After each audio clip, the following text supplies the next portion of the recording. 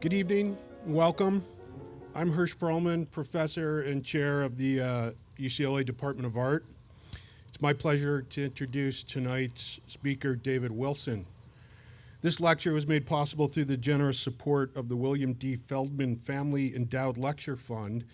And as always, we are grateful to the Hammer Museum for continuing to host the Department of Art lectures. David Wilson is the director of the Museum of Jurassic Technology. He received his MFA from CalArts in 1974 and founded the Museum of Jurassic Technology in 1984. Since settling in its current Culver City location in 1988, the museum has expanded in its exhibitions and its associated programs, as well as in recognition and reputation. Mr. Wilson has lectured throughout North America and abroad. In addition, Mr. Wilson has produced 12 independent films, most recently under the auspices of the Museum of Jurassic Technology, and often in conjunction with Kabinet, an arts and science collective based in St. Petersburg, Russia. The latest offering from the Museum of Jurassic Technology's Chain of Flowers film series is Language of Birds from 2012, which I believe is what we will see tonight.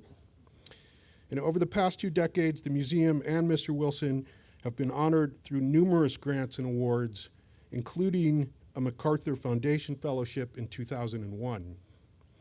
The Museum of Jurassic Technology is simply an amazing place, and I imagine that most of you have been there, but if not, then I'll take your attendance tonight as a promise to visit the museum and further expand your appreciation of life in the lower Jurassic. Please join me in welcoming David Wilson. Thank you, Hirsch. I hope you guys take him up on that. I hope those of you who haven't been, come by and visit us. Thanks enormously, everybody, for turning out tonight. And I'd also like to really thank Hirsch, but also Claudia, Darren, Jolly, Sadie, Rob, and Chris, all of without whom, none of this would come together. I'm enormously impressed. We have our own public programming series, and we're not nearly as good at it as these guys are. Hirsch was right. Tonight, at some point, we're going to see Language of the Birds, but not long enough ago, I realized, wait, that movie's only a half hour long. That's not an evening. I mean, what kind of offering is that? So I started to scramble to think, well, what can we do to at least fill out an hour's time? It's only fair for people. And this thought occurred that kind of has never been done before, and that has to do with looking back on all of the films that have been made at the museum over really the last 15 years or so. The museum was in existence for, a long time, at least 15 or so years before we started making films, but I personally came out of a film-making background, and through the early years of the museum, I got to, yearning to make films again. So rather than, go off and make other films, I personally folded that into the museum like everything I do in life. And now with a group of people, we do about a film every 2 years or so, and it's been a great and wonderful expansion of our efforts. Exhibitions are enormously interesting and wonderful to produce, but it turns out that the amount of information that you can actually communicate in an exhibition is somewhat limited because it has to do with wall text, and people don't like to read enormous amounts of wall text. So the films have been a way for us to kind of expand on some of these areas of interest and communicate kind of deeper and with a different kind of, set of parameters, some of this material that we like to put into the world. So with that, let me begin. And I'll begin at the beginning. And the beginning actually goes back to February 1996, when a fellow named Ralph Rugoff, who some of you may have known, he's a wonderful writer that lived in Los Angeles for a number of years in the late 80s and through the early 90s. We had done work with Ralph, and he and I, following our interest in micro-miniature sculpture, heard of and went to find a micro-miniaturist named Nikolai Sydresty, who lived in Kyiv, Ukraine. So in February 1996, Ralph Rugoff and I boarded a plane one balmy February Southern California evening for Kyiv, Ukraine, a place to which a few short years earlier it would have been all but impossible to have traveled. We got off the plane some 14 hours later in Kyiv and in search of Nikolai Sydresty, the famed micro-miniature sculptor who we had read had a small museum of his work in the Kyiv-Petrovsk Lavra Monastery in the city's old center. Arriving in the dead of the Ukrainian winter without adequate winter coats or proper papers, we were given a 3-day transit visa and set out in search of Nikolai. We found and through a translator conducted an interview with Nikolai Sydresty that left both Ralph and I reeling for the rest of our travels. Ralph and I had both read about and were interested in visiting St. Petersburg, Russia, and being so close, wanted to actually see firsthand. We had also, however, read the State Department reports of Westerners being gassed on Russian trains at night. So rather than taking the overnight train from Kyiv to St. Petersburg, we, at outrageous expense, flew back to Frankfurt and from Frankfurt into St. Petersburg. Arriving at night, we took a taxi to the St. Petersburg Gostinitsa, a Soviet-style hotel where we would be staying. We actually knew very little of St. Petersburg, but we did have the name of one person, a curator at the Russian State Museum. So the first thing the following morning, after having a lavish Soviet-style breakfast, we took a taxi to the Russian State Museum where we met this woman, Alicia Vladimirovna Turkina.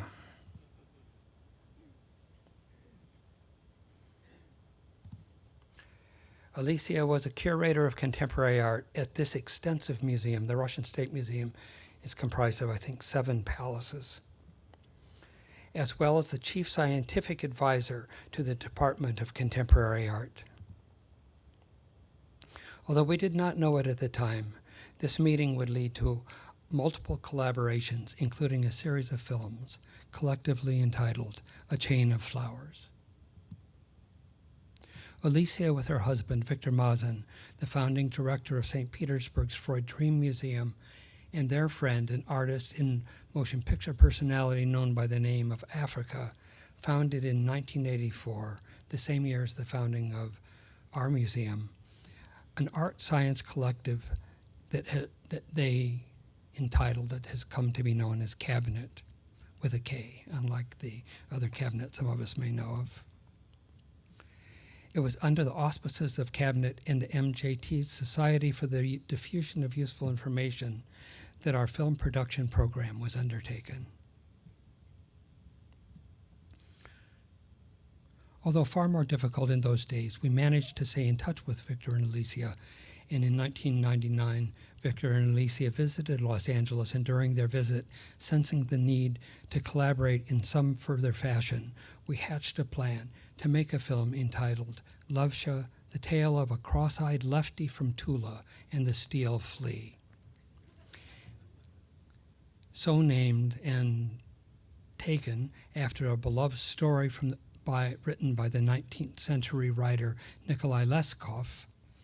The following year, a small group of us from the museum planned an excursion to St. Petersburg to begin shooting. However, just a week before we were to leave for St. Petersburg, we heard from Victor that Alicia's father, Vladimir, had been murdered while visiting his Ukrainian birthplace on the occasion of his 70th birthday. We wrote immediately that we would postpone the shooting and that our hearts went out to Alicia and her family. Alicia, however, responded saying that she would prefer to go ahead with the shooting and that having such a project, she thought, would help her through her mourning.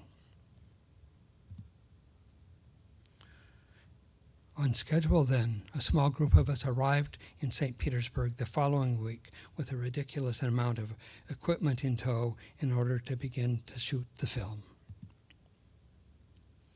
Having just lost her father in such a violent way, Alicia became not only the on-camera narrator for the whole of the film, but also essentially was the film's producer, deftly negotiating the Russian bureaucratic mazes necessary to gain permissions to shoot in the multitude of remarkable locations she secured. Alicia's father, Vladimir Petrovich Turkin, was a colonel in the Soviet Army who had devoted more than 35 years to the Soviet rocket forces. In memory of Alicia's father, we dedicated the film to Vladimir, and although we had not considered the possibility before, decided to interweave a thread having to do with the Soviet space program into the making of the film.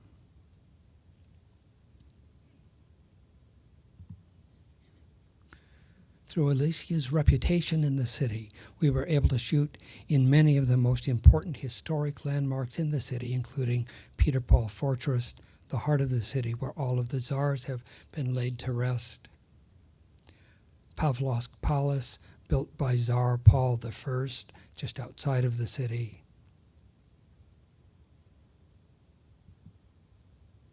The Kunstkammer, Peter the Great's splendid offices on the Neva River, and the Gas Dynamic Laboratory, also on Peter Paul Fortress.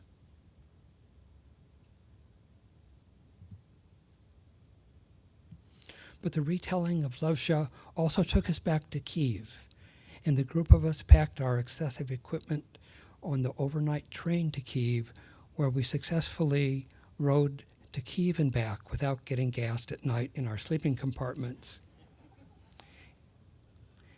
We arrived the following morning in beautiful Kiev.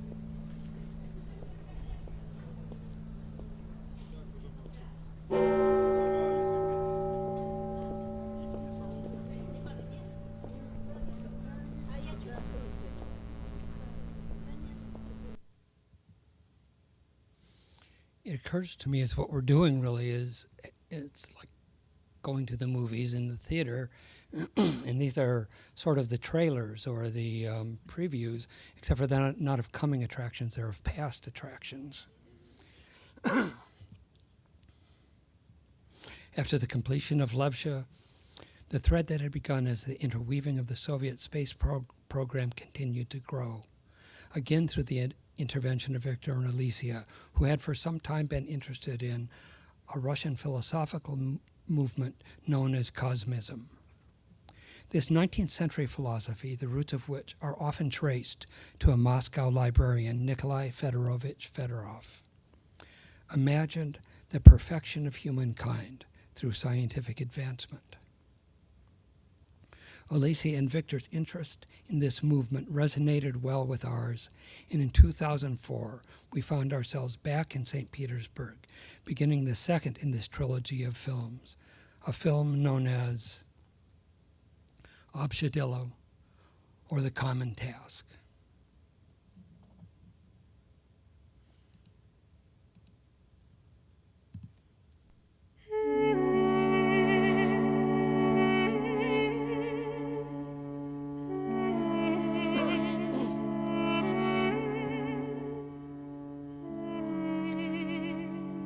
Common Task is actually a trilogy of films in its own right, the first of which explores the life and work of Nikolai Fedorovich Fedorov.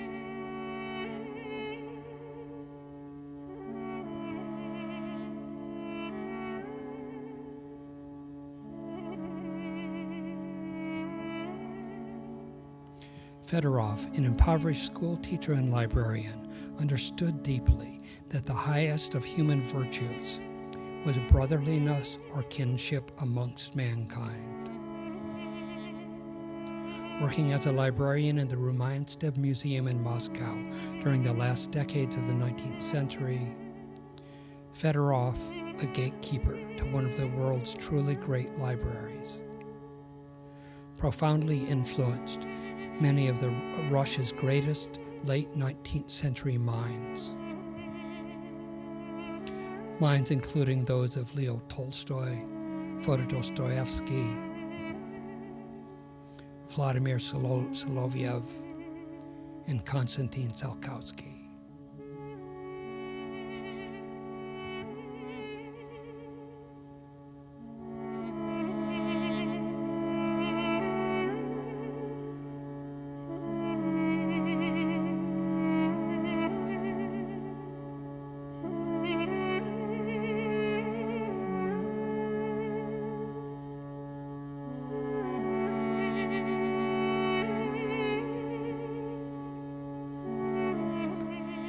Believing there was no higher calling than brotherliness, Fedorov also understood that the greatest destroyer of brotherliness, the greatest decimator of kinship, was death.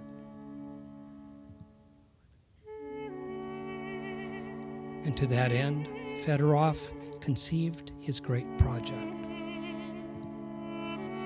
his common task for all mankind.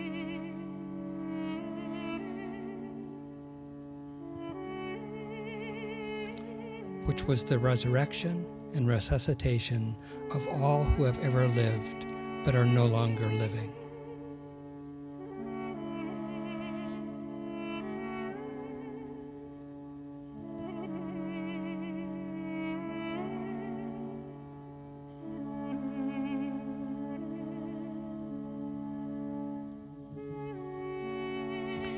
In Fedorov's understanding, each of us would undertake the literal, physical resurrection of our forefathers,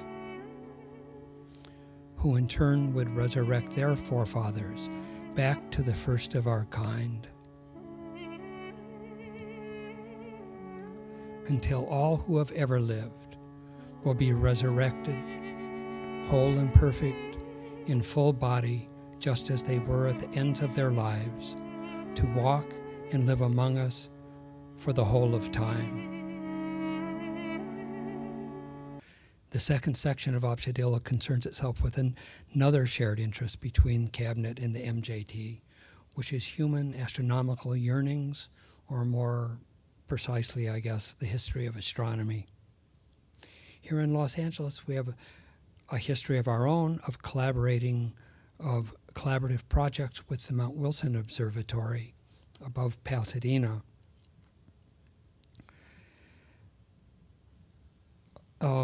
Excuse me.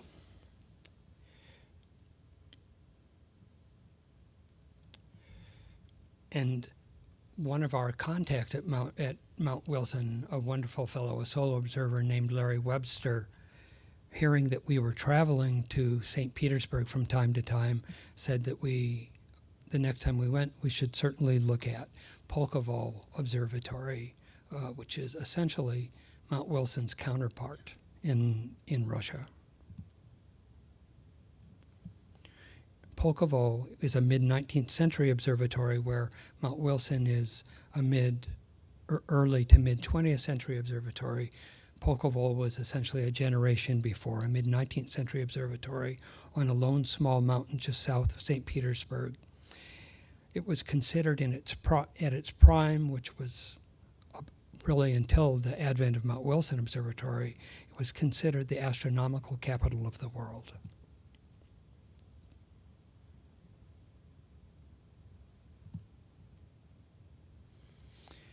Pulkovo was founded in 1839 by Frederick Georg Wilhelm Struve at the behest of Tsar Nicholas I. Pulkovo's original mandate lay in establishing a standard for timekeeping and cartography through the precise longitudinal and observational methods for the vast expanse of the burgeoning Russian Empire.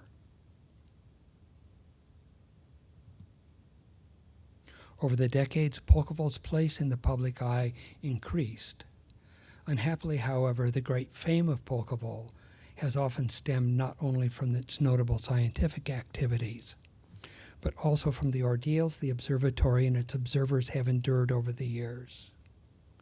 Twice during the years of and following the Bolshevik Revolution, battles were fought on the observatory's Pulkovo heights, inflicting great damage to the observatory.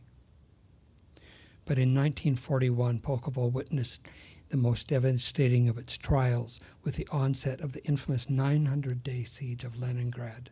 Beginning in 1941, the intensive artillery and mortar fire of the advancing German forces brought massive destruction to the whole of the observatory. By 1944, not a single of the observatory's buildings remained standing on Pulkovo Heights.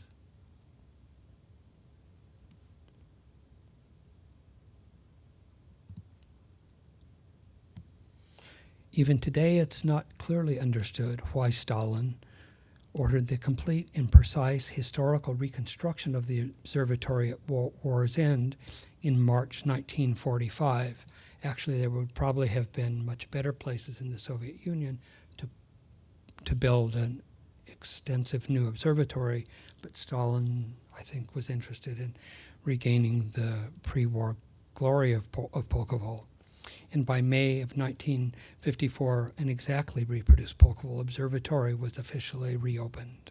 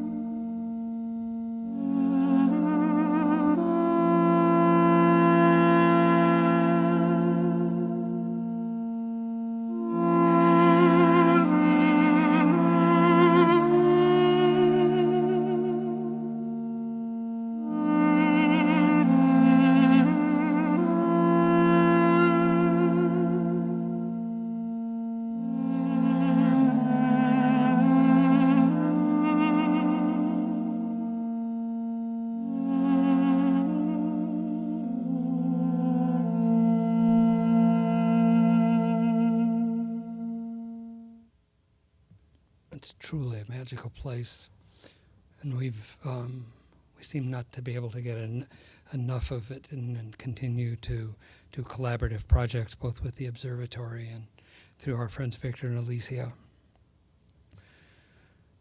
The final section of Obshadillo finds us back at the end of the first chapter where we were considering Nikolai Fedorov's common task of the resurrection of the whole of mankind. Among the many minds which Fedorov significantly influenced, one was the young Konstantin Eduardovich Tsiolkovsky. Nearly totally deaf, Tsiolkovsky moved as a young man from his home in the Ryazan province to Moscow at the age of 21, intent on furthering his project of self-education. At the Romanstev Museum and Library, Tsiolkovsky met and listened intently to Fedorov's great plan, instinctively understanding that one of the resultant thoughts of Fedorov's ambitious imaginings would be the inevitable overcrowding of the earth. With this understanding, Tsiolkovsky began what was to become his lifelong devotion, the design of systems by which humanity would travel to the stars and inhabit extraterrestrial bodies, for man to truly become Homo cosmonauticus.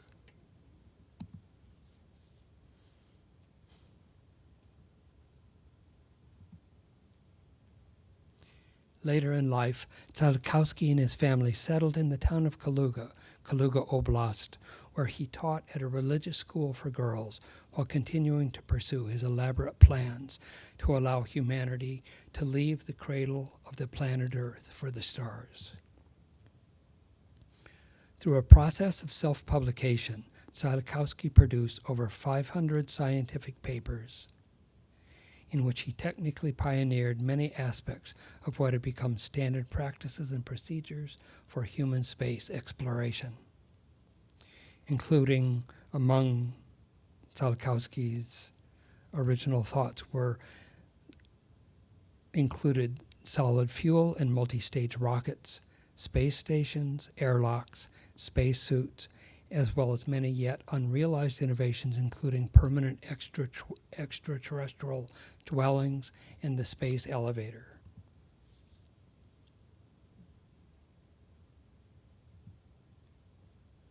And although Tsiolkovsky himself never created a single rocket engine, he decidedly influenced the many young Russian scientists and engineers who began to make his visionary concepts reality. Among these was the secreted Sergei Korolev, who would become the chief designer of the Soviet space program, the man who launched humanity into space with Sputnik, Laika, and the first human in space, Yuri Gagarin.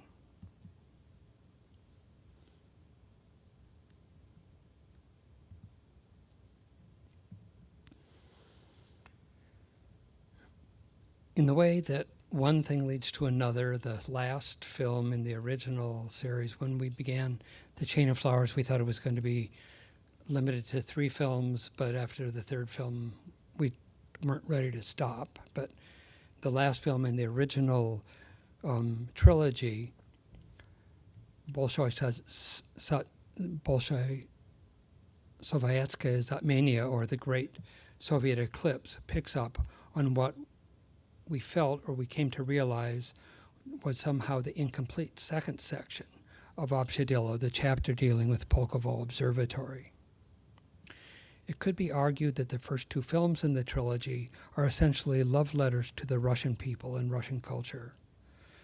But we all know so well that even the beauty of the full moon has its dark side. And in that second chapter of Obshadillo, we had touched on, but just touched, on what might be considered Pulkovo's darkest hour, the effects of the Stalinist repressions on the observers at Pulkovo. Somehow more complicated in content than the earlier films, The Great Soviet Eclipse drew heavily on research done decades before by these 2 individuals, Elena Aremeva and Robert or Roberta McCutcheon. Robert, at the time a scientific attaché at the United States Embassy in Moscow, had in the 1980s, inspired by Elena's earlier extensive research, become consumed by the fates of the Pulkovo observers during the 1936 repressions, in conducting his own often difficult research and interviews with a great many of the surviving participants, had come to some understanding of the fates of the observers and the political and personal dynamics that led to the repressions at Pulkovo.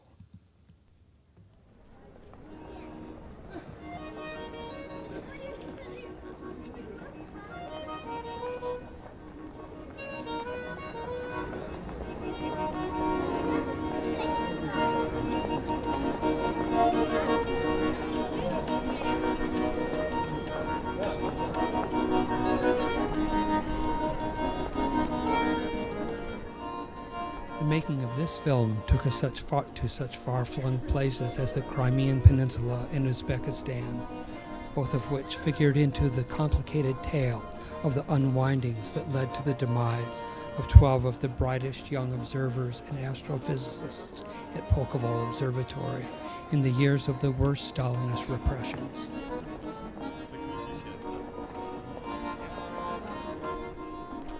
When invited in 1936 to Cambridge by Harlow Shapley of the Harvard College Observatory, the then director of Pulkovo, Boris Gerasimovich, responded simply, regretting, thanking, cannot go. Within months of his response, Gerasimovich had been first imprisoned and subsequently shot for wrecking and other harmful activities concerning solar eclipse research. Suddenly finding themselves cut off from the world, 20 of the Pulkovo observers were relocated to the gulags or other prisons between 1935 and 1937. Most of them believed that their arrest had been the result of some horrible mistake that would soon be corrected when the authorities came to their senses. Of the 20, 12 never returned.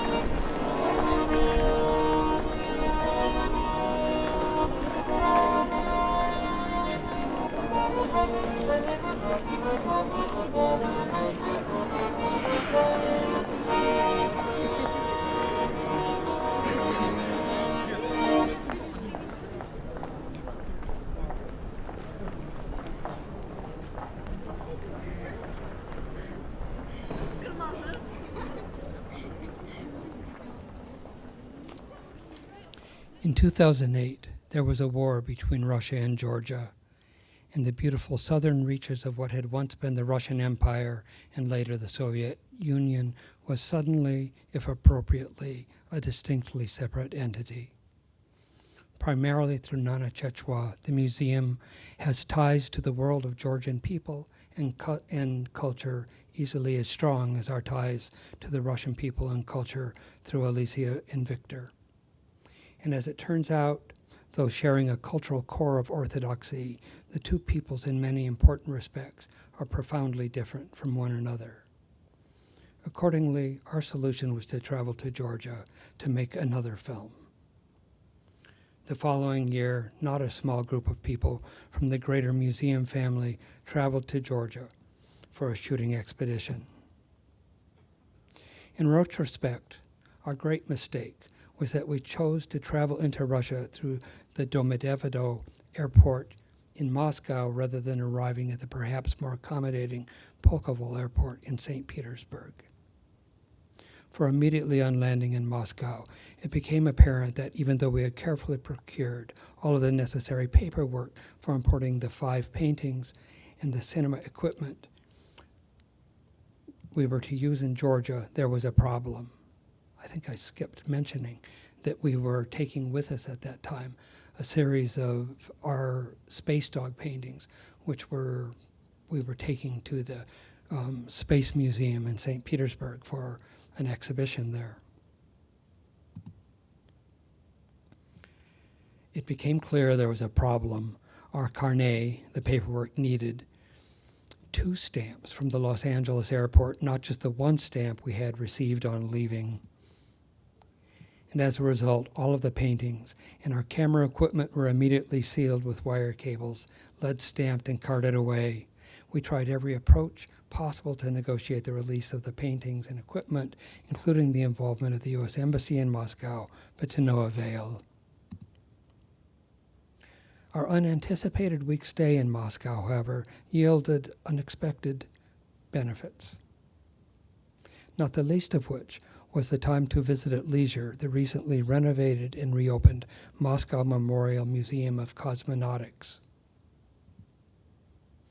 where we had been told the taxidermied remains of Belka and Strelka, 2 of the most beloved Russian space dogs, sit proudly on display for endless streams of Russian school children to admire.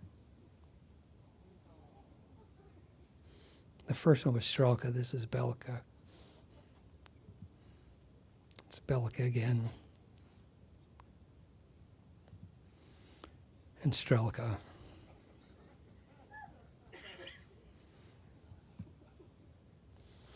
Finally, after a week's time and endless paperwork, and possibly just to have us leave them alone, the Russian customs released the paintings and the equipment. On finally extricating our dogs and the equipment from our friends in the Russian customs, we quickly boarded the Krasnostrela, or the Red Arrow night train to St. Petersburg, where we put the dogs in Alicia's hands to install the exhibition, which was scheduled to open now in 2 days' time, while we made our way to the Pulkovo airport to fly to Tbilisi, Georgia. It was a wonderful exhibition. The paintings look beautiful there, and this actually in the center of the room is when they made the original Sputnik. I think they made 3. 1 went into space, 1 is in Moscow, and this is the other one, so it's in very good company. These paintings were wide. Many people came to see them, including all of the living cosmonauts, which we were touched to hear that. Our travels and gatherings of sound and image was as unexpected, varied, and rich as is the extraordinary beauty of the country of Georgia.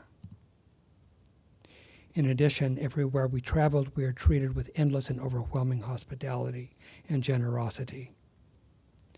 The country, though small, is comprised of many distinct cultures, which differ markedly from one another, with equally remarkable variation in the terrain across that small land.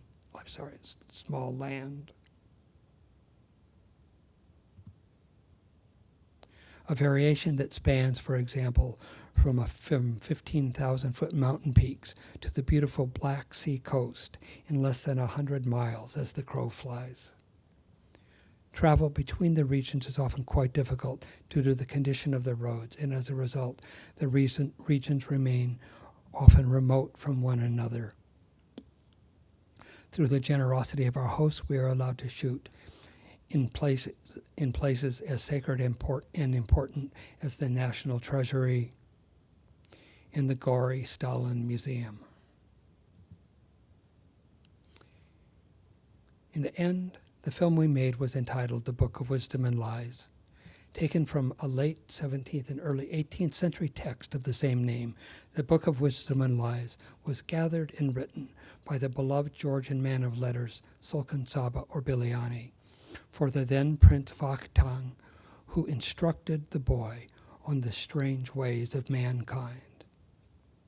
The book and our film are structured as a series of tales told as a battle of wits in turn by the king, his vizier, a prince, his tutor, and a eunuch. The film was shot stereoscopically. We would invite you to come to the museum's Borzoi Kabinet Theater to view it.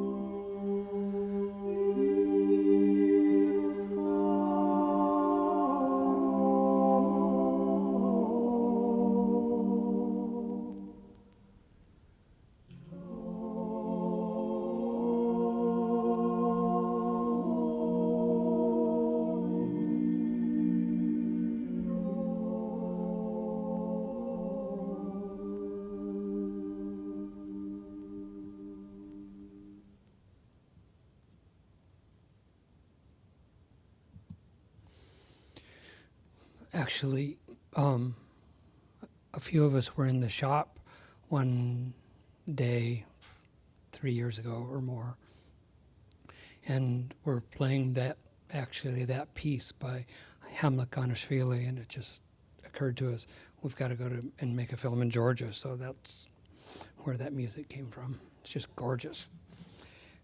I think with that, you've had as much history of our filmmaking as you could possibly want, and so let's just go ahead and take a look at this most recent film. It's a film entitled Language of the Birds. we actually, all of these films that we have been talking about have been funded by the Andy Warhol Foundation, to whom we are eternally grateful, and then the Trust for Mutual Understanding and CEC Arts Links, which are foundations that like to fund East-West collaborations.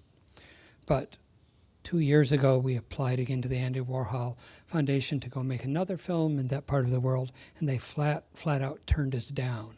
So we were like dismayed. What are we going to do? We didn't want to not make the film, so a much smaller crew of us went regardless. This film took us to Central Asia, more so, although drawing on earlier films. We went to Uzbekistan, Turkmenistan to do the lion's share of the shooting, but also shot in breakaway Georgian Republic of Abkhazia. So I guess maybe with that, let's go ahead and take a look.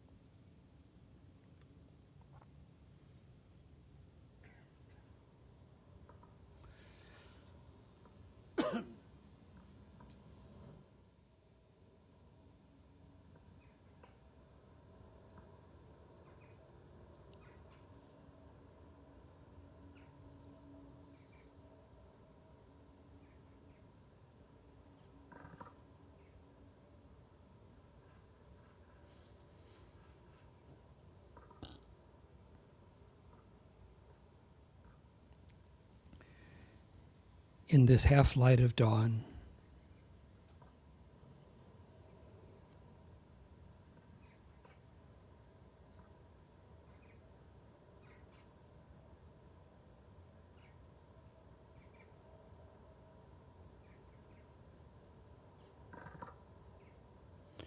recalling the final hours of those last days.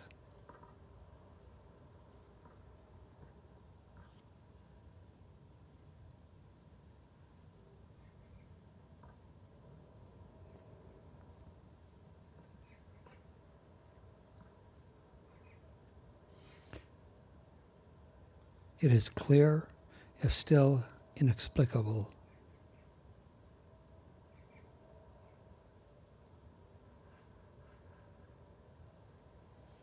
how all of the sadness that had consumed us, all of the fear and sorrow that had become interwoven with the air that we breathed, at first slowly, then inexorably, simply dissolved.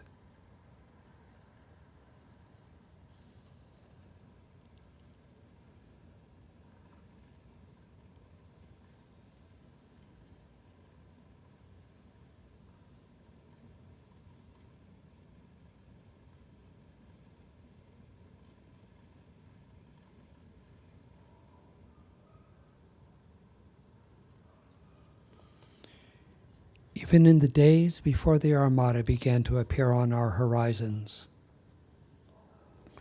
a kind of tranquility began to settle over us, like a gentle snow, or silently falling ash after a great explosion.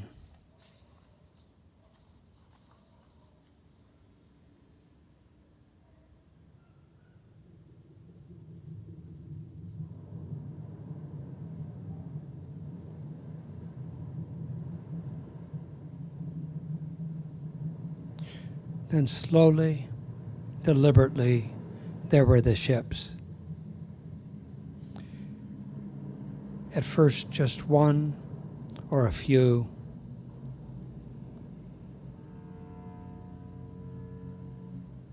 But soon, countless great vessels.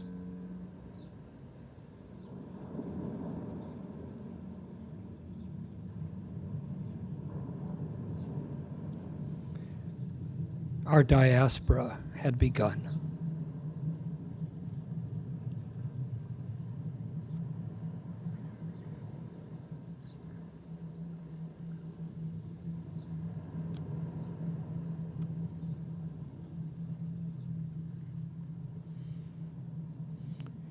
Each of the many ships was bound for a separate, far-off land.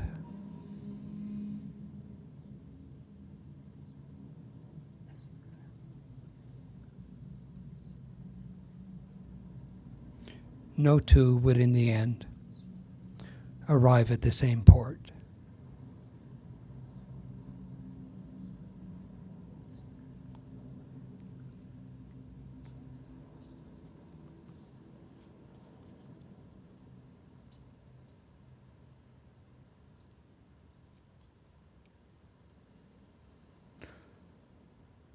Our departing was among the last. But after what seemed endless days of waiting, our vessel appeared. Then, as was the case with all departures during those days, there was the consecration, the sanctification before setting sail.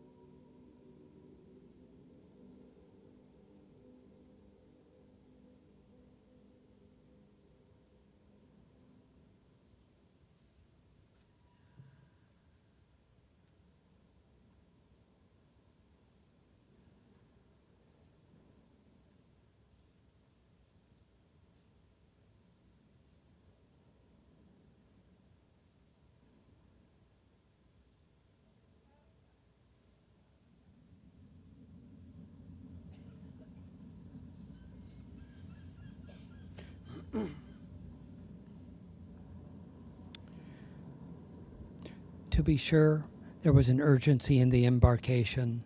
Still, though hurried, there was no alarm in our boarding, only an unwavering attention to the task at hand.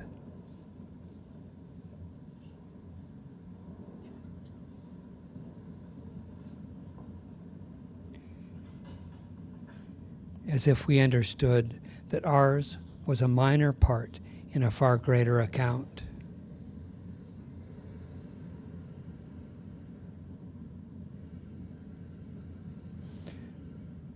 The possibility of a future seemed for us consolation enough.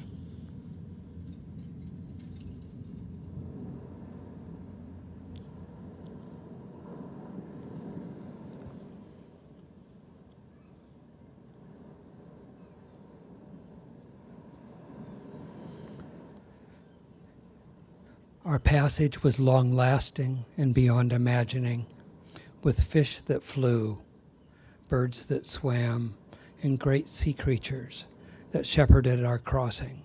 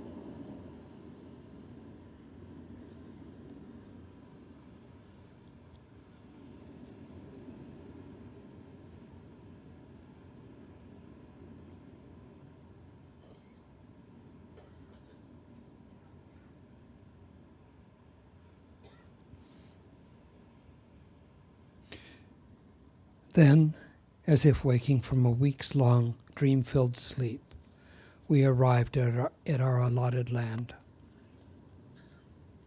A place of ample beauty inhabited by a people endowed with compassion and kindness.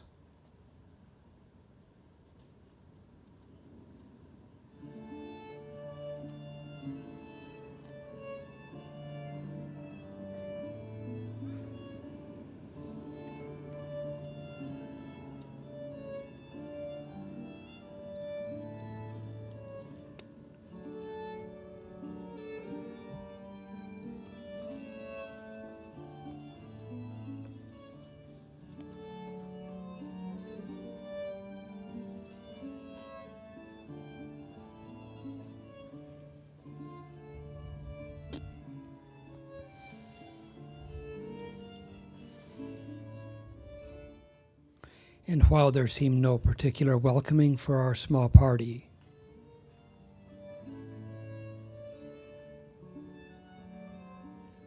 it was somehow clear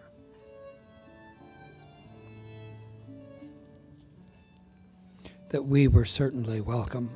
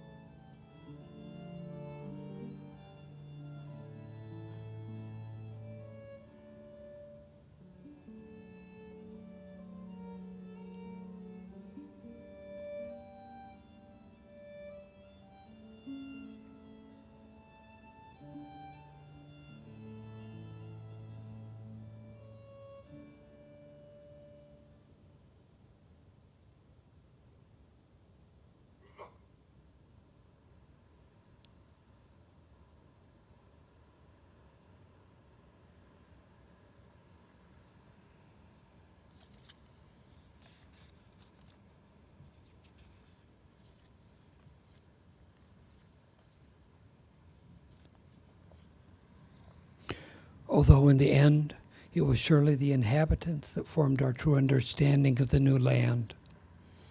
No account of the place can exist without recognizing the inexplicable cities.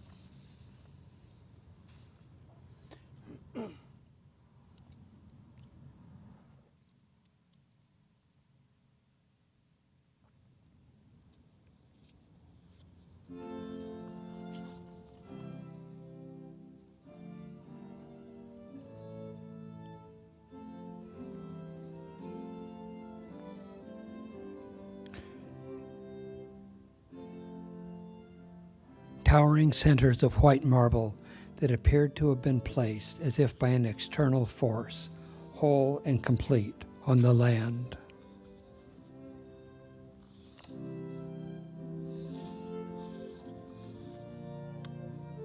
An architecture heralding an economy of unknown origins and purpose.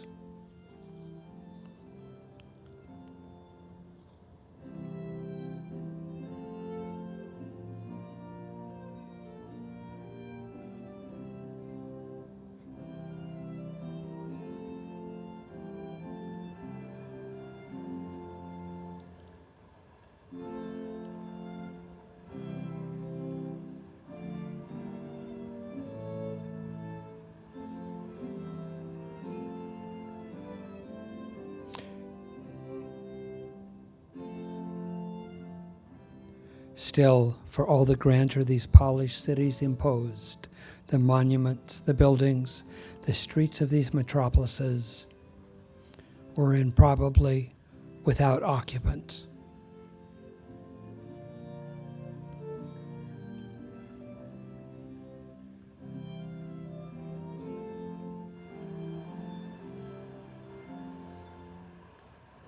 As if the cities had become great, autonomous, self-sustaining machines that no longer had need for inhabitants.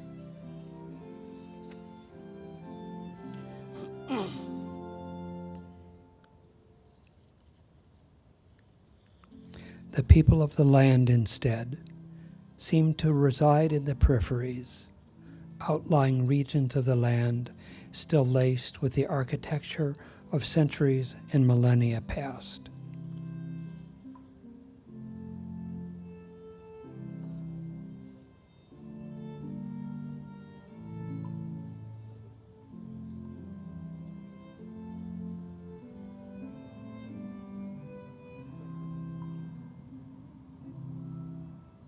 Threads of inhabitation following perhaps ancient trade or pilgrimage paths that, like a web, spread across these outer lands.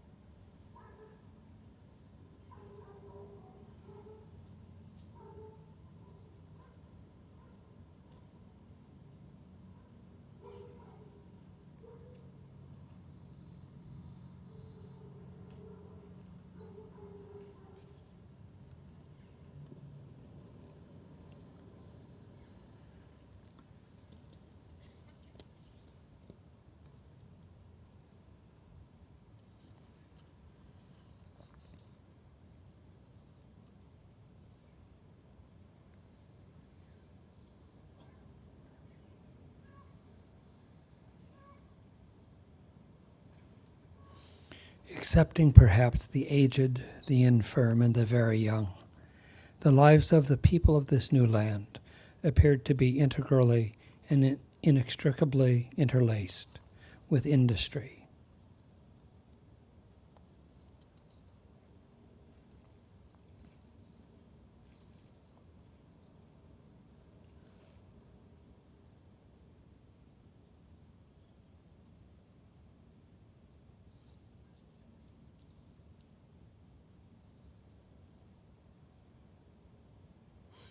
As if life and work were but two sides of a single endeavor.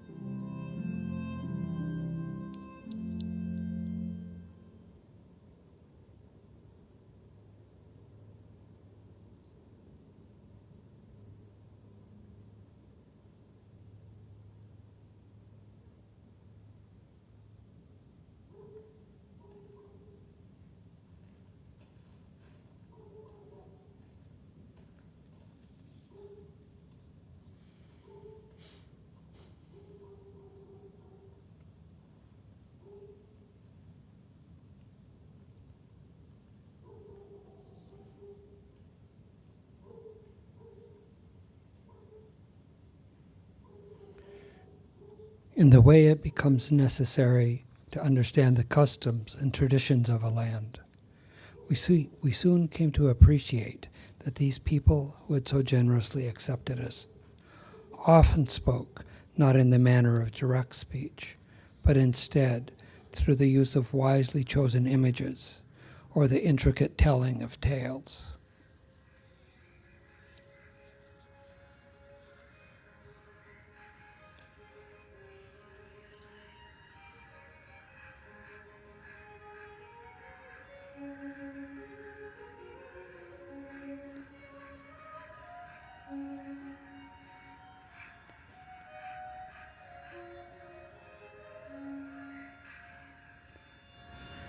A poet visited a small village as he passed through on his way to the great city of Bukhara. All of the people of the village gathered to hear the poet. So beautiful were his words as he spoke of his love for God that many were moved to tears. After the poet had finished, a merchant approached him saying, "Master, I wish to ask a favor of you. My favorite possession is my bird, but her wings and head droop every day, and no longer is my house filled with her sweet song. Will you come to my house and see this bird?" The poet agreed, but also saw into the man's heart, which was hardened like a stone. For the merchant was desirous only for his own wealth and well-being. Led to the merchant's house, the poet saw by an open window a large cage with a lovely plumed bird. True to the merchant's words, the bird appeared sickly. The poet began to sing a song, and as his soothing words fell upon the ears of the bird, first it began to twitter, then to join its voice to the melody. However, quickly it led off and returned to its former state. The poet said to the merchant, "The bird is unhappy because it longs for its freedom." To which the merchant replied, "I will give the bird anything that it asks for within my power, but I cannot grant its freedom. I am traveling tomorrow for India and will return in 40 days. Ask the bird if there is something that I can bring it from its homeland." The poet whispered quietly to the bird, who immediately began to flap its wings and burst into a short song. The poet then told the merchant that the bird would be fully restored if he were to do the following. While in India, he should visit the nearby forest where birds similar to his own and announce to them that one of their sisters is captive within his home. Though puzzled by the instructions, the merchant agreed to do as the poet requested. Once in India, and remembering the poet's instructions, the merchant visited the nearby forest. There, high among the boughs and filling the canopy of trees with their songs were the sister birds.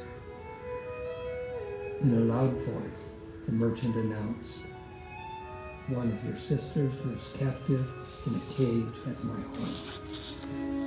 No sooner had the merchant spoken these words than one of the birds fell senseless to the ground at his feet.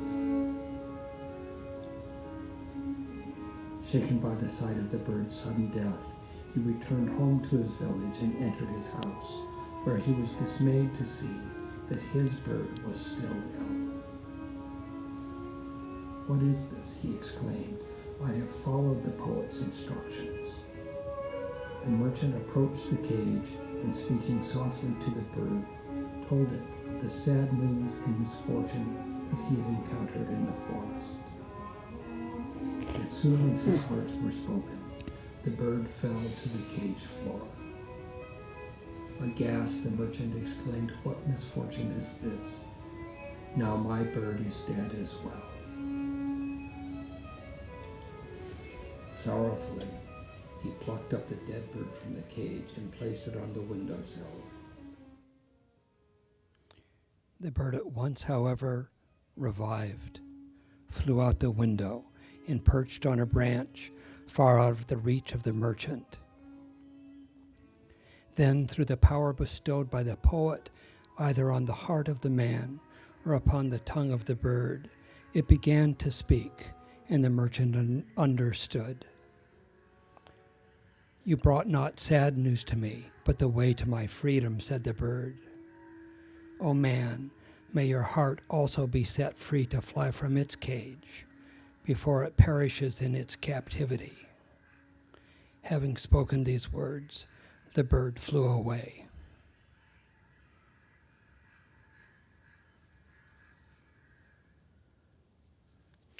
Thank you very much.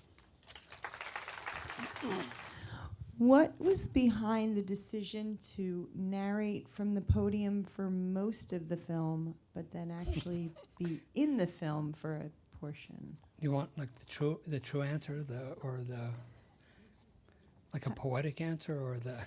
How about both?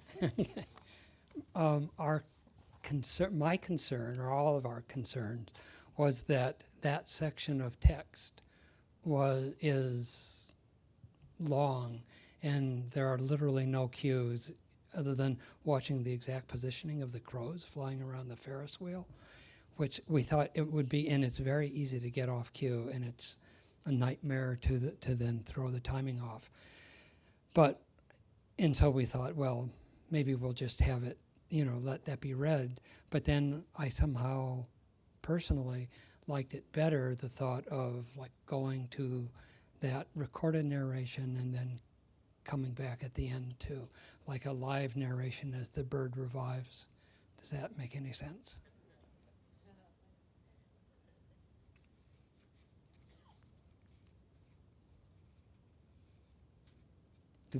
Was that objectionable to you? Okay. Actually, I was encouraged by others at the museum to lip sync it while it was happening. Did everybody hear that? What happens when we show the film elsewhere? Actually, this is the only place, I think, that we've shown the film other than in our museum. And at our museum, because I or one of the group of us can't be in the theater, every time somebody sits down to look at the film, we actually have the recorded narration. Normally it's shown. This is the first time that we've shown the film this way. I'm drawn to that. I think that's, I don't know, it makes it more alive to have there's a strong, not strong, but there is a cinematic tradition of early films where both either narration and or sound effects and or music were added by people. There's a strong Japanese tradition, I know, that's quite wonderful in those veins. So we liked that. This film was actually shot in primarily in Turkmenistan and Uzbekistan. There are actually sections at the beginning of the film that were shot in St. Petersburg in Russia. Those beautiful follies were all in a place called, I guess it's Pushkin, near the palace of Catherine. Catherine's vast, expansive palace. These were part of her gardens. And then a small section of the film was shot in Istanbul, as actually we were traveling on the way to Turkmenistan.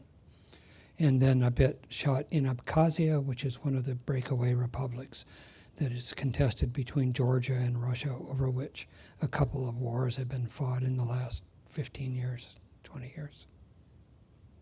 Yes.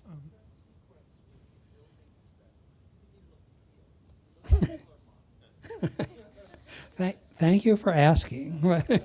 They're quite real. It's an astonishing place in the heart of Turkmenistan called Ashgabat. And Ashgabat is just that. It's this marble city. Within the city, and most of Turkmenistan is feels that you have a very hard time saying what century you're in, except for then in this pure white city. Turkmenistan's a very strange and wonderful place. In order to travel, you have to have a government minder with you at all times, and you're instructed as to what you can and cannot shoot. It's an oil, but gas-rich country, so that the people who really are not free to travel outside the country live, by and large, it seems, at least in a cursory visit, well. There is no advertising in the whole of the country, with the exception of very grand billboards of Turkmenbashi, the leader of the country. There will be billboards of Turkmenbashi as a scientist, Turkmenbashi as a sportsman, Turkmenbashi with children, Turkmenbashi riding horses. I mean, it's a remarkable place. Well, that the lines that said that seemingly were without inhabitants proved true, because in that section of town, and it's a large section really, apart from other sections of town where there are people everywhere, it seems empty. There are very, very few people. I think there are probably people in those buildings. Some of those buildings we were able to go into. Some of them were civic buildings, like that big wheel is actually an amusement facility full of video games that the government has made for the citizenry, and that we were able to visit, but mostly not. A number of them, I think, are dwellings. Some of them are dwellings for people in kind of the upper economic echelons. Was the narration, the text, written by you after the fact, after traveling, and during probably the editing phase? Yes, with the exception, however, of the final story at the end, which is, arguably a Sufi story. It's. And do you know of any other filmmaking traditions that do the same, like collect the footage and put it together in a narrative fashion? Not off the top of my head. We're about to go on another trip and try and do the same thing again. So. To where? Oh, that trip is to Siberia, actually. Nice. Thank you. Yes, thank you. I had a quick question about the style of the film. It's Right. gorgeously shot, and I was wondering, Thank you. Where did you guys get the inspiration to shoot it that way, to go for the black and white, go for the slow motion? Was there kind of sources behind that?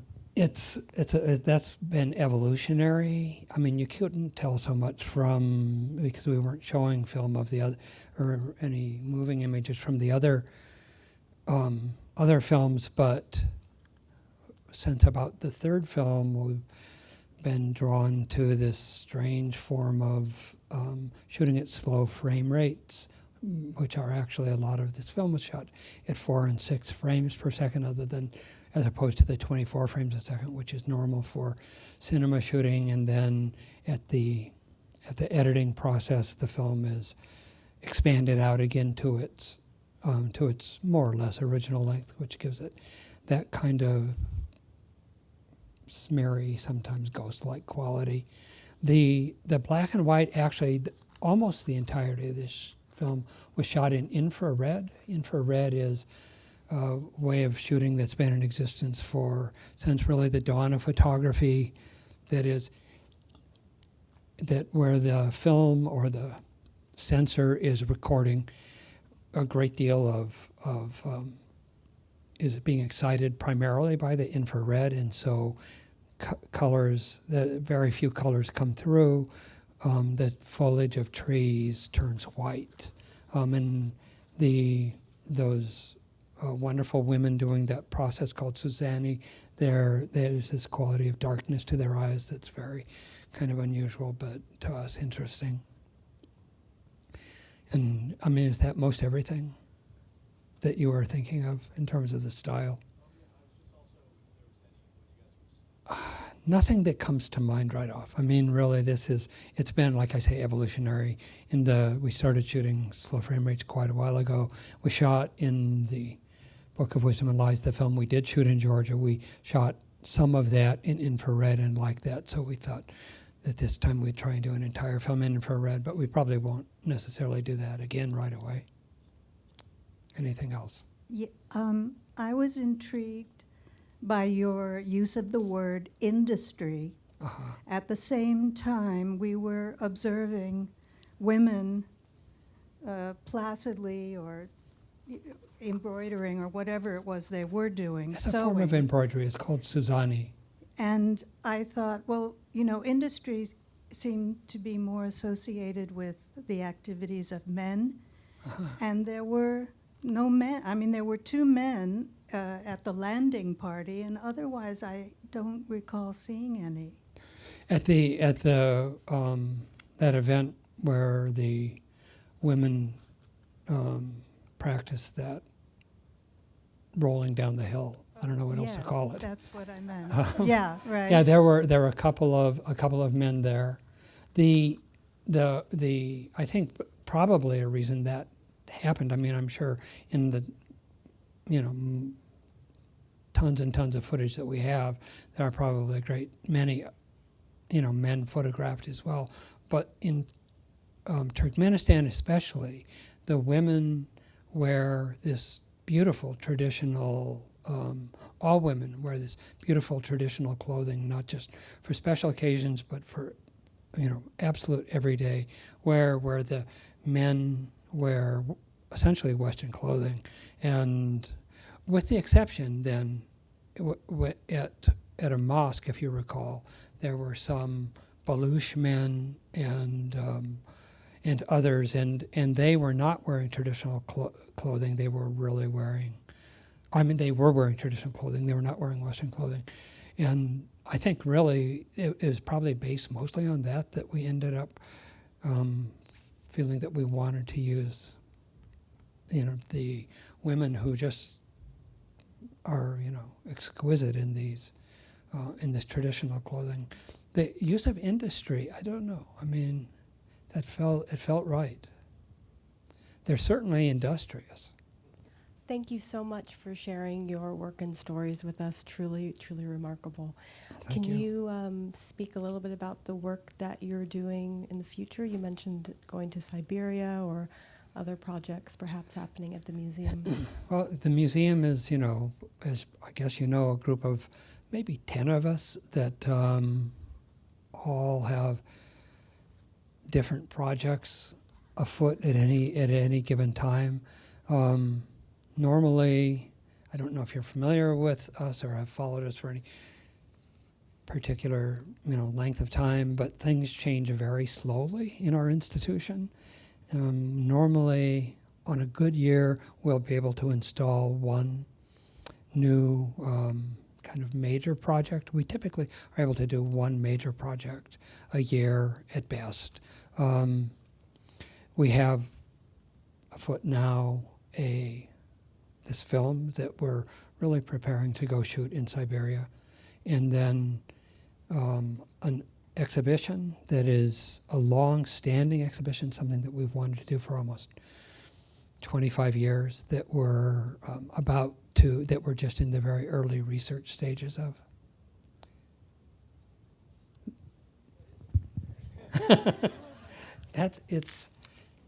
It's early to talk about it, but it's essentially a bestiary, and it's a bestiary drawing on medieval bestiaries, but also Islamic bestiaries, and to a certain extent Borges bestiaries that would be applying a kind of illusion-producing optical contrivance that we've used on a number of occasions in the past that creates apparitions. And it has long been a goal of ours to do that, to create these miniature apparitions of animals in kind of a setting of an illuminated manuscript. So, come sometime towards the end of next year, and maybe there'll be something to see. I was going to ask about that scene with the ladies falling from the hill.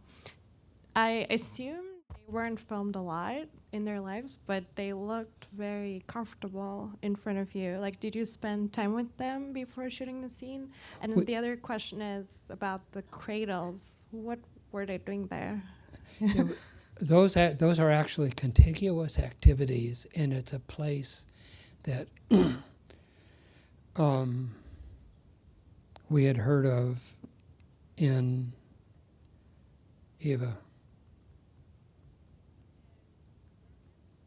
Urgench, right, which is in the north of Turkmenistan, near the Uzbekistan border. And it's a practice that is clearly traditional, which is to say, it's not Islamic practice. It's an animistic practice, and we were told it's essentially a fertility practice. And women do this, I think, on a very regular basis. I don't know if you could tell, but there was an older woman that was instructing the younger women, and almost all of those women actually rolled down that hill. It just so happened that the one that we used did it far and away the best, so she was in the film. But and then, if you noticed, after she rolled down the hill, she circumnavigated that tomb at the bottom of the hill, and that circumnavigation is an important part of the ritual. And then after that aspect of the ritual, they then climb to the area on top of that hill, which is surrounded by tombs, and oftentimes ancient tombs, like thousands-of-year-old tombs, and there's been set up this essentially miniature swing set, and as part of the kind of fertility activities, you circumnavigate those cradles and swing them. We thought that was beautiful. I just want to say, first of all, thanks so much for the museum itself. It's one of the most intriguing and mysterious and wondrous places I've certainly ever visited. Thank you. I did want to ask, and following up the question about the local people that were involved in the making of film, what did you explain to them what you were trying to achieve, or what did they understand about the film, and have they seen it? I mean, in this film, That's right. we actually did not really have local contacts in these places. We don't. Unfortunately, we don't really. I mean, having been to Uzbekistan twice, there are people we know there who we are very happy to see again, but we did not have collaborators in the making of this film like we did in most of the previous films. So the women in the film, the women in the film were part of your traveling crew?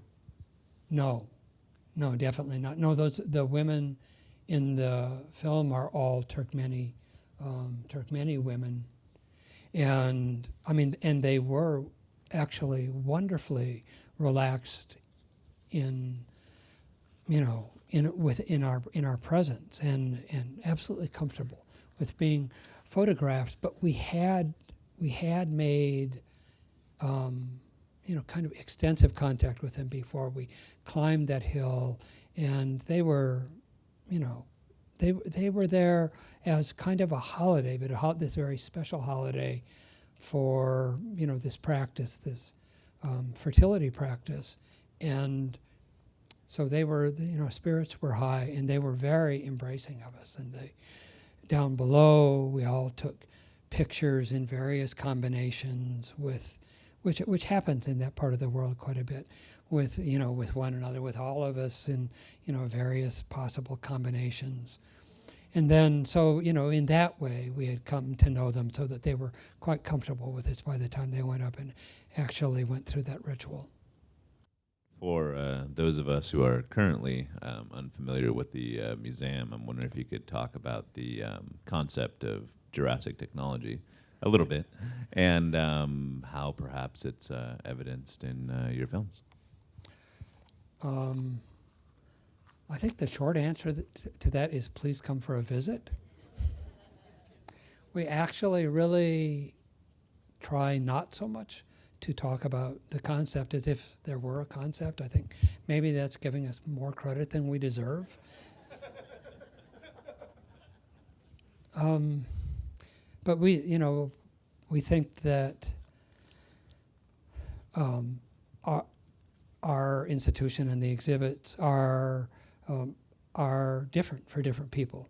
And so we really don't like to prejudice or like set people off on a certain foot in terms of like a way to think about or look at or interpret, the work that's presented there. So please do come for a visit.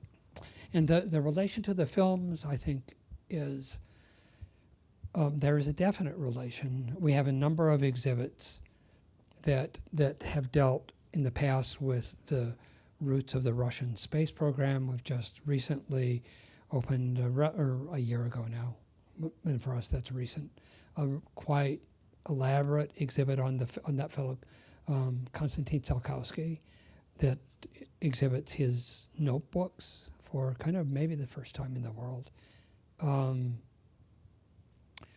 And I'd say the films, as I tried to say earlier, are essentially an expansion of some of the areas that we've tried to, explore and look into in the exhibits.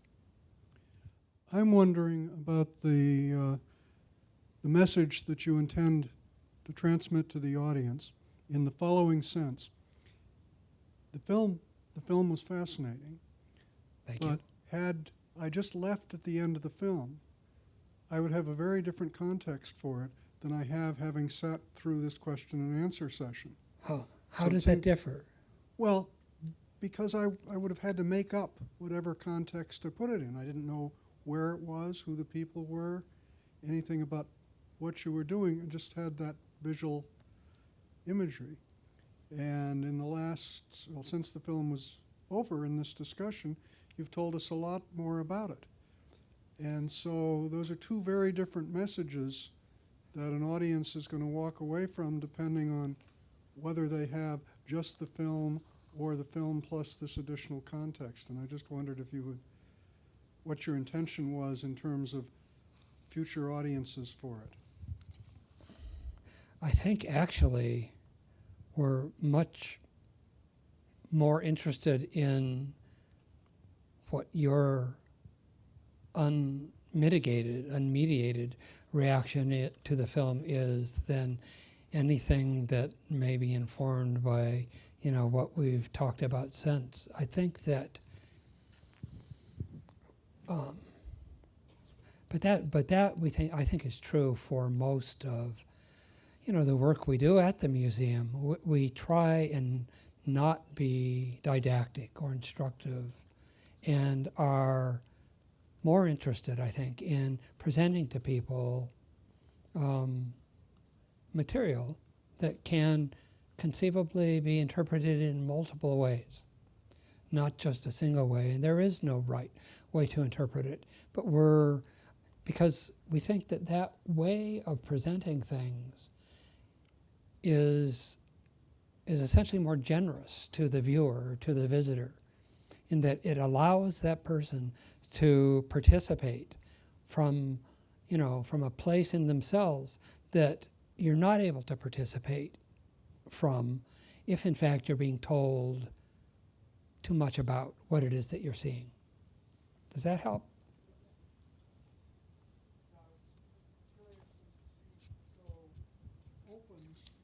Well, since you seem so open to going on and providing this additional context.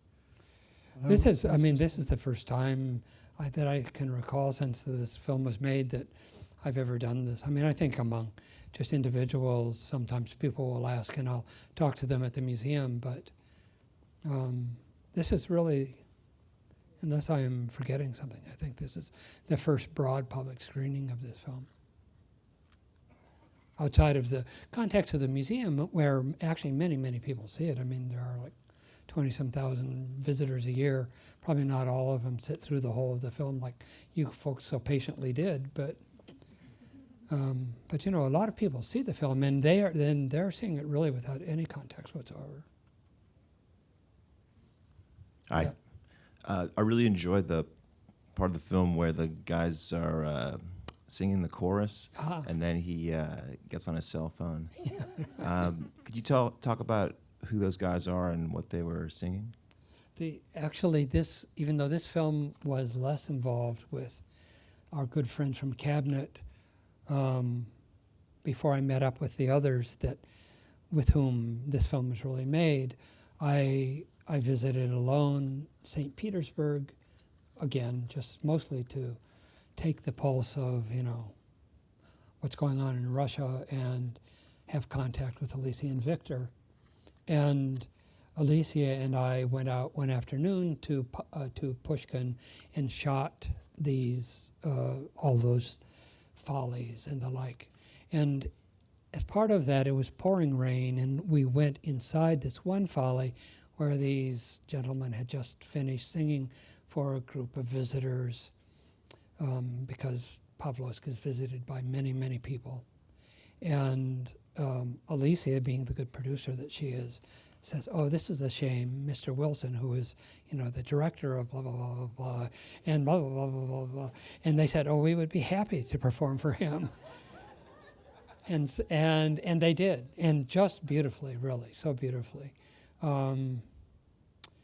And I'm just glad I left the camera running when all the others left and the one fellow got on his cell phone. Hi, my name is Paul. Thank you for your Paul. time. Thank I you. really enjoyed. Thank you. But I think there is a lack of communication of the first part and the second part. It would have been more interesting if there was a kind of following the 2.5 hours seamlessly. Too much. They were too digest different, the very first fast. half and the Yes. second half. Is that what you're saying? I can understand that. I mean, the first half, that was the first time we had ever tried that. And I mean, I've taken around a number of talks to various institutions in the past, and normally they are like that. They are essentially these days, they used to be slideshows, now they're PowerPoint presentations, which is kind of the standard, talk or lecture that a person may give. I've really gotten to the place now where I enjoy much more taking a film, and especially if it can be performed like this was with the reading.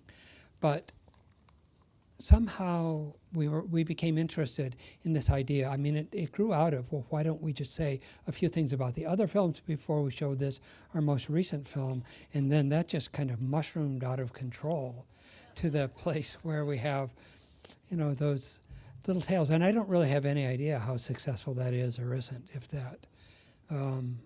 if information comes across in that.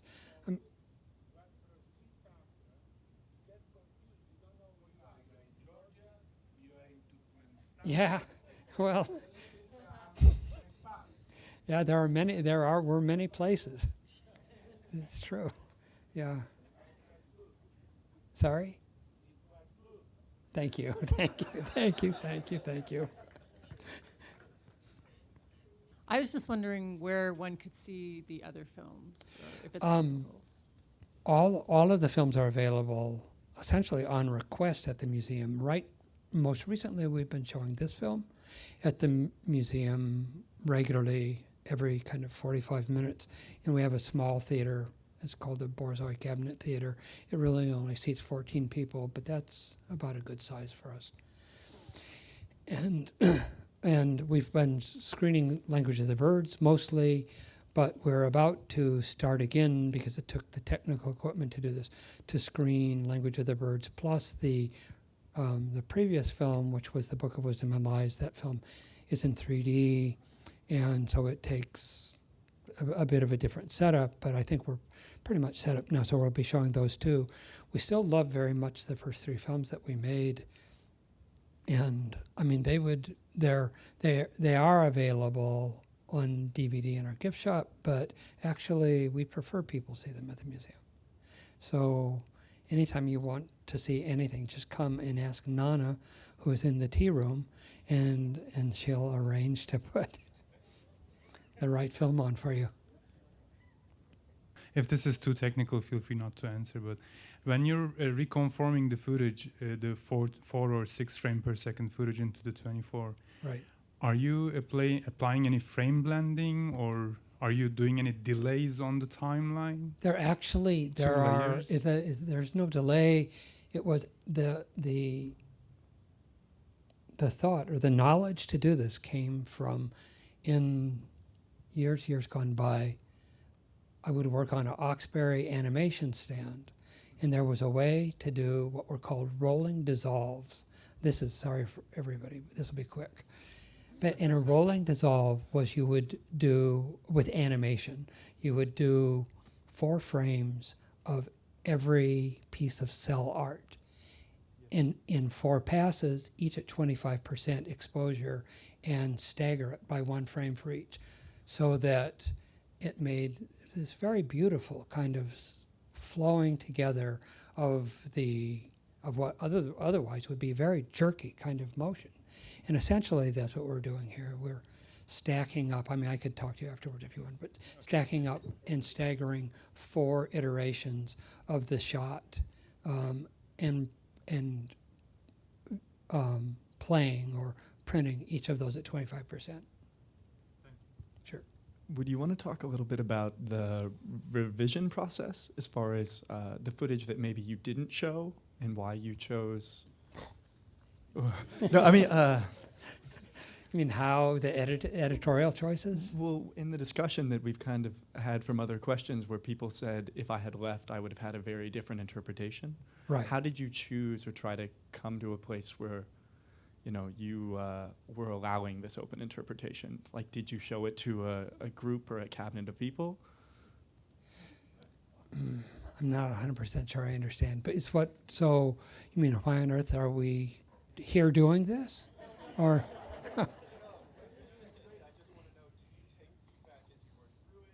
Oh, they're actually, I mean, it's typically a small group. We don't do, I don't know what those are even called, those large screenings where you then fill out a questionnaire at the end. We don't do that. But, you know, in the process of making any one of these films, you know, it's very collective. Almost everything at the museum is agonizingly collective. And, you know, we really have a very hard time kind of deciding what to have for lunch without asking everybody in the museum.